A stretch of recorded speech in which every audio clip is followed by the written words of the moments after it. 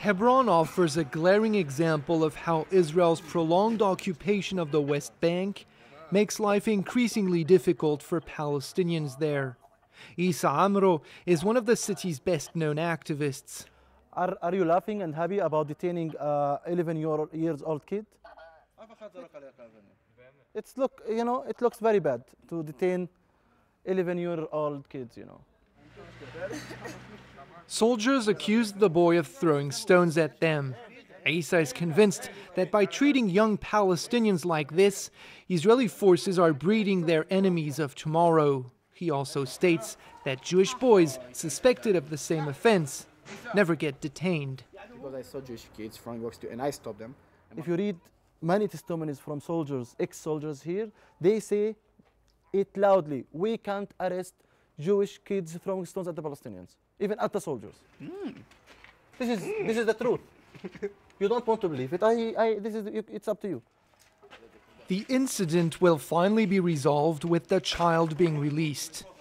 But tensions still run high as the checkpoint remains closed.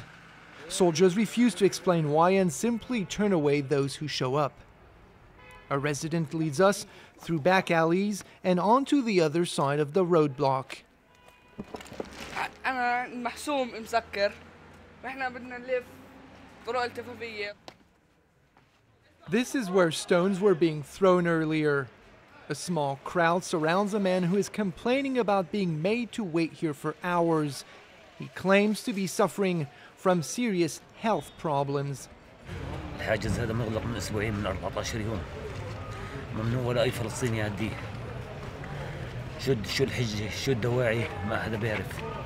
كل ضغط على الفلسطيني منشان يرحل الفلسطيني من هذه المنطقة. Israeli-imposed restrictions on the movement of people are common in these parts of Hebron, the largest Palestinian city in the West Bank. This man is forced to walk home. Unlike the settlers who live across from him, he is not allowed to drive up to his house. Abu Aisha has covered most of his property with wire mesh to protect his family against objects thrown by his Jewish neighbors. الشبابيك هدول كله تكسر. عودنا ركبنا الإزاز ركبنا عليه هذا. Walid describes his trips to school as an ordeal, while teenagers next door seem to go around freely. كانوا زمان احنا صغار كانوا يعتدوا علينا مستوطنين واحنا رايحين. مرات يلتقى علينا حجار أو يلتقى أشياء وسخة وهيك إشي. Hundreds of Israeli troops are posted in the area to ensure the safety of the Jewish settlers who call Hebron home. The Schlissel family is busy preparing for the Hanukkah holiday. Tzipi, the mother, is still haunted by the memory of a murder that took place some 16 years ago. I want to show you. It is part of the events which have shaped her vision of Palestinians in general.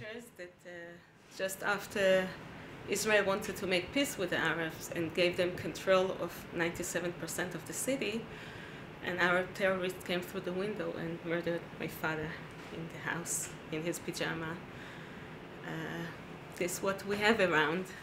You see them throwing rocks. Tzipi perceives the Abu Aisha household in her street From the roof. as a threat. They support the people that want to kill us, and they're trying to bring them into the neighborhood. And I don't think it's a problem privately between me and Abu Aisha. I think we have a conflict between two nations, that he belonged to the nation that want to kill us. Getting this point of view across to as many people as possible is David Wilder's full-time job. As the spokesperson for Hebron's Jewish community, he regularly hosts groups of visitors in his apartment. He argues that Jews have a legitimate right to live here. This is the first Jewish city in Israel, and Jews have lived here almost continuously for literally thousands of years, and that we have archaeological proof of. When asked about Palestinian miners getting arrested by Israeli forces, David makes the following statement. If you're walking down the street and a 12-year-old throws a block, a brick at your head, do you want him to be apprehended, or do you want him to just throw it at the next guy that walks around, or maybe throw another one at you? So what would you say? The army has sealed off the neighborhood that the settlers live in. These streets, once filled with Arab-owned shops, have been renamed and made off-limits to Palestinians. If one of them goes through here, this is what he exposes himself to. No picture.